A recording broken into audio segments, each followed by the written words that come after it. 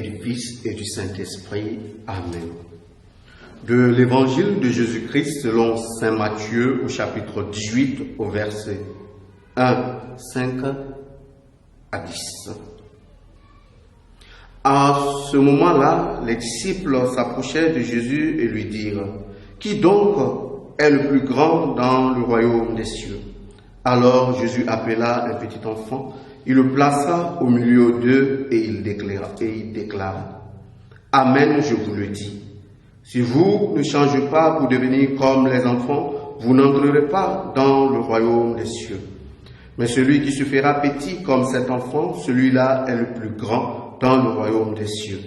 Et celui qui accueille un enfant comme celui-ci en mon nom, il m'accueille moi. Gardez-vous de mépriser un seul de ces petits, car je vous le dis, leurs anges dans les cieux voient sans cesse la face de mon Père qui est aux cieux. » Acclamons la parole de Dieu. Louange à toi, Seigneur Jésus.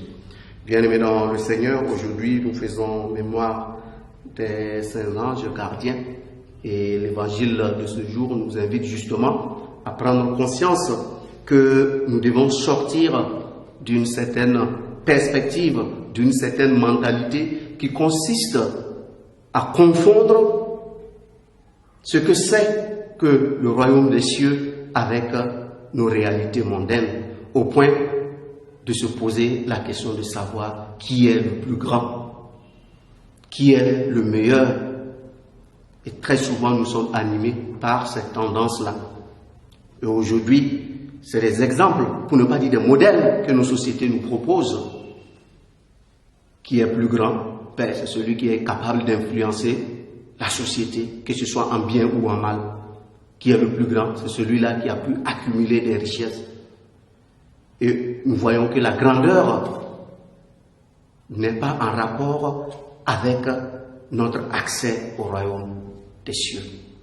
Et l'évangile de ce jour vient nous montrer que, effectivement, si nous voulons nous ouvrir à accueillir le royaume des cieux qui est un don de Dieu, il nous faut nous situer dans la perspective et dans la dynamique de la simplicité.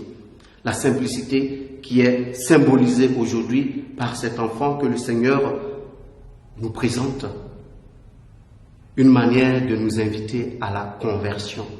Parce que c'est la conversion qui peut nous amener à avoir un regard pour ceux-là que nous pouvons mépriser parce qu'ils ne sont pas riches, pour ceux-là que nous pouvons mettre en marge de la société parce qu'ils ne rentrent pas dans nos schèmes de pensée, ils ne rentrent pas dans nos mentalités. Et l'Évangile nous demande justement de sortir de cette dynamique-là pour cultiver la vertu de l'humilité, la vertu de la simplicité qui nous aide à nous disposer à accueillir la parole de Dieu. Au cours de cette journée, nous allons demander au Seigneur qu'il nous accorde la grâce de la simplicité qui nous aide à avoir le regard de Dieu pour les plus petits et les plus faibles. Loué soit Jésus-Christ.